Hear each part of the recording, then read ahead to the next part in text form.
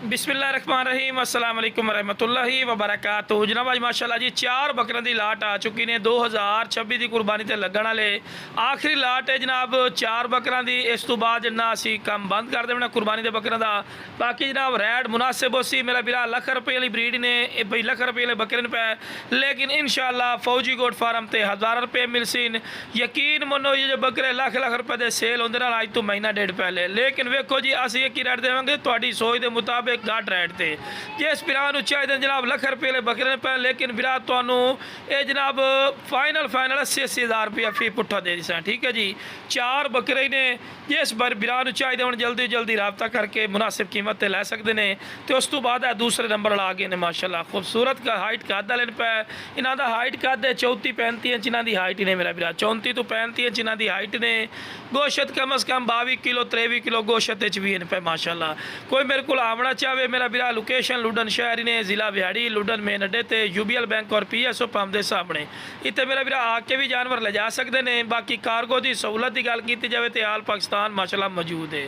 बाकी जनाब माशाल्लाह जी दूसरे नंबर बकरे भी चेक कर सकते हैं। शुरू तो चारा वेखो जी खवा के इस गल भी कहने हैं कि तुहानू अच्छी तरह इन्फॉर्मेशन हो कि सेहतमंद और माशाल्लाह एक्टिव हैं, फ्रैश 2 दांत ने माशाल्लाह चेक कर सकते हैं।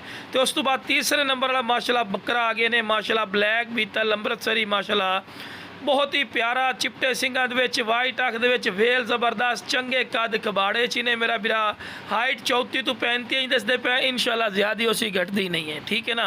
बाकी मेरा बिरा 80,000 रुपया फी पुट्ठा रेट करते पे, लेकिन जो बिरा काल कर सी कुछ कमी पेशी कर सा, ठीक है ना जी। बाकी माशाल्लाह हुसन खूबसूरती क्वालिटी तुसी खुद ही वेख सकते हैं। बाकी मेरा बिरा वेखो जी बड़े वारे दे बकरे मिलते पे ने 3 तो 4 दिन रह गए, ठीक है ना। तो कुर्बानी का माशाल्लाह तुसी अगर सीजन लाना चाहता रिस्क लमना पौंदा है। तो आखिरी नंबर पर आ गए ने शेरा बीतल माशाल्लाह, ये भी बीतल नस्ल चमदा शेरा बीतल, ये भी माशाल्लाह खूबसूरत माशाल्लाह बकरे ने और मोटे बकरे लिस्से बकरे मेरा भी ना रखने ना जरूरत है, मोटे बकरे ने। बाकी जनाब डिमांड बिल्कुल जायज़ और मकूल ने।